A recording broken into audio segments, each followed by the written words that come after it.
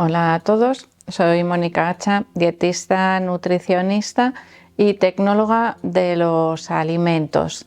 Hoy os voy a hablar de algo que si tienes diabetes te puede interesar.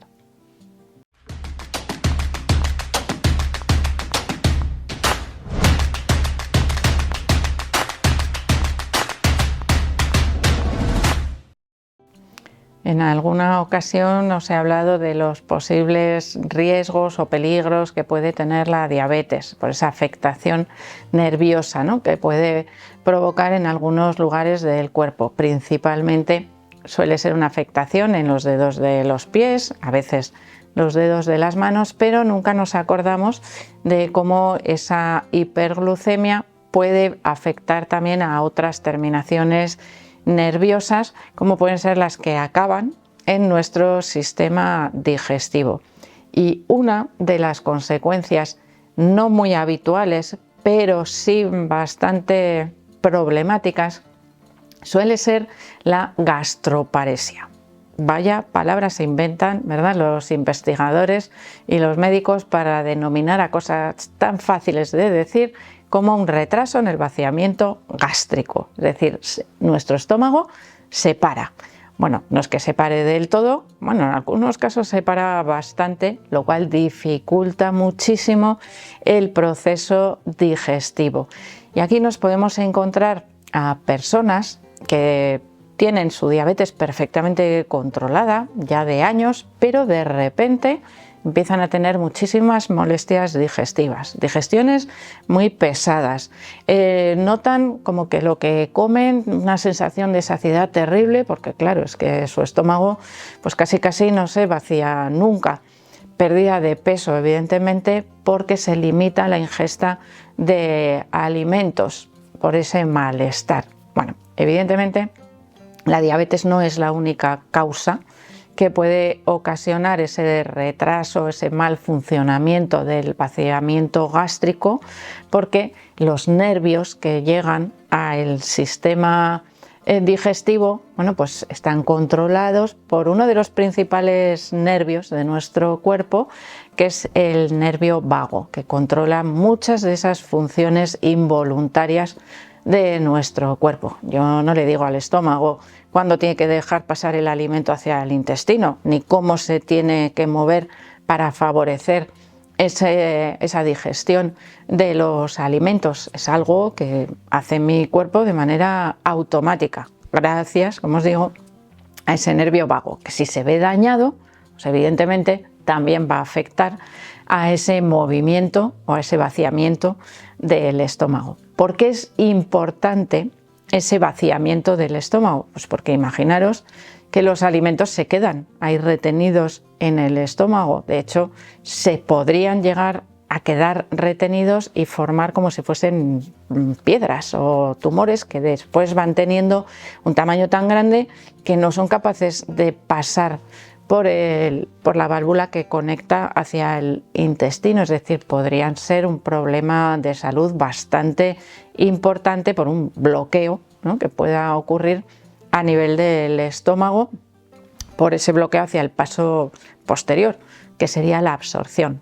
Y de aquí que entendemos pues que uno de los efectos secundarios de ese retraso en el vaciamiento gástrico podría ser un estado de malnutrición. Evidentemente no se absorben con la misma facilidad los nutrientes que nos proporcionan los alimentos. Primero, porque no se van a digerir bien. Es posible que los trocitos que tenemos que hacer más pequeñitos en el estómago para esa digestión lleguen más grandes al intestino, y en el intestino no se digieren los alimentos, se absorben los nutrientes. Lo que no está digerido no se absorbe.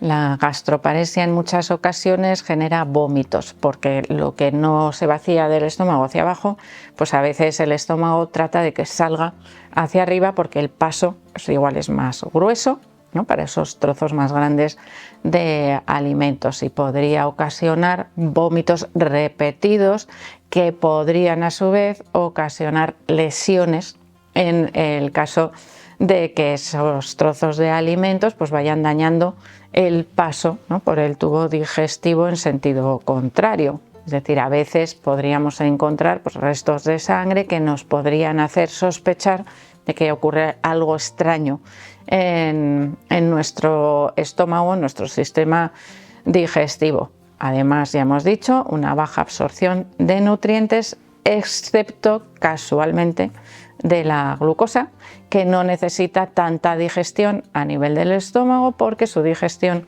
comienza en la boca y continúa, en este caso un poquito más, en la primera parte del intestino delgado, que os he dicho que no se digieren los alimentos, ahí os he engañado un poco. Es el páncreas, libera sus enzimas no en el estómago porque se inactivarían, sino que las libera en el principio, en el primer trocito del intestino delgado, que se llama duodeno y que es una parte importante de finalización de la digestión, en este caso de los carbohidratos. Por lo tanto, ¿qué efecto secundario obtenemos aquí?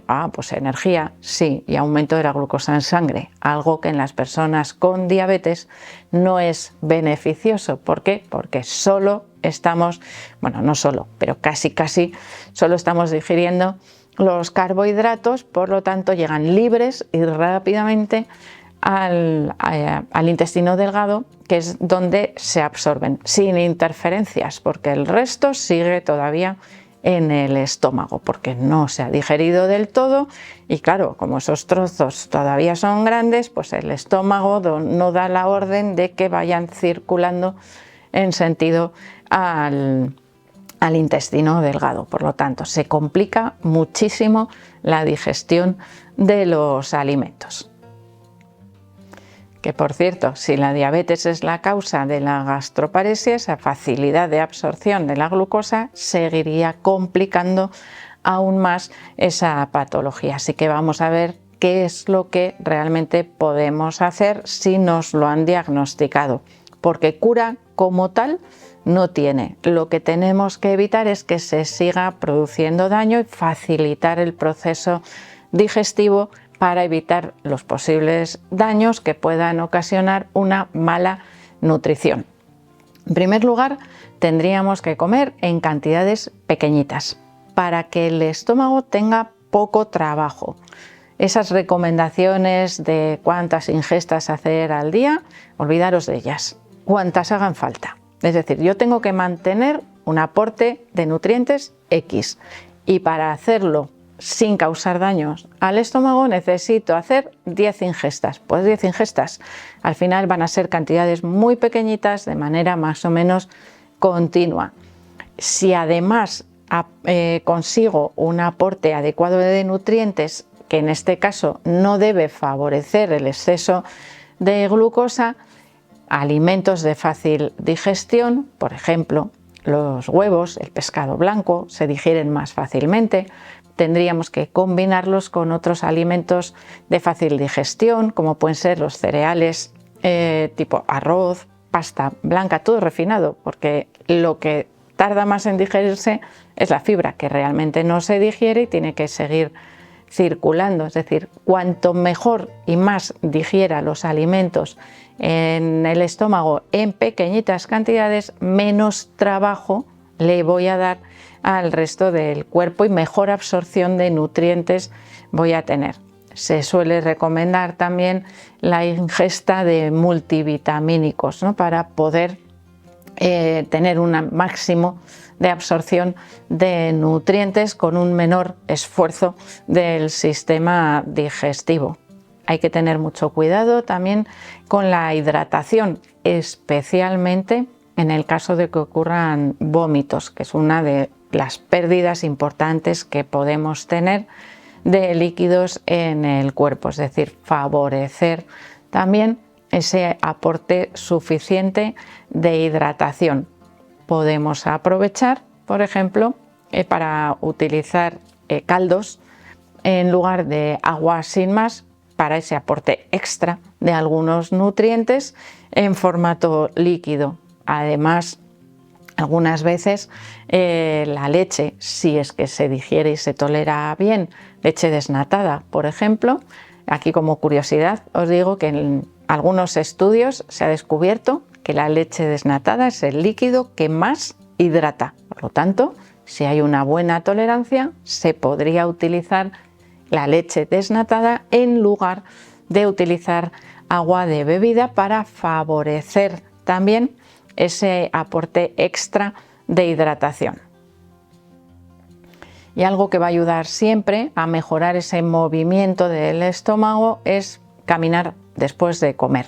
No sentarse ni tumbarse, sino hacer algo de movimiento que haga que ese sistema digestivo, primero por gravedad y segundo por el movimiento que le estamos dando, bueno, pues se mueva un poquito más de lo que él mismo lo está haciendo y favorece mucho el proceso digestivo, que es algo que, como os digo, en estos casos de gastroparesia, en este caso provocada por la diabetes, por ese daño que produce la hiperglucemia a largo plazo, bueno, pues se va a ver mejorada no solo la glucemia, sino al mismo tiempo ese movimiento del sistema digestivo. Así que ahí tendríamos un doble beneficio a la hora de movernos después de comer, que lo mejor es inmediatamente después de comer y que se han visto beneficios incluso con tan poquito como 10 minutos de caminar después de comer, tanto en la gestión de la glucemia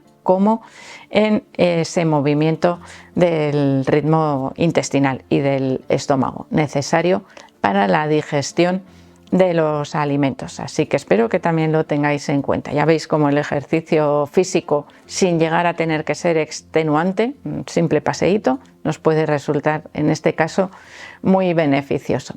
Así que espero que, como siempre, le deis al like del vídeo, no dejéis de suscribiros al canal y espero seguir viéndoos a todos en los próximos vídeos.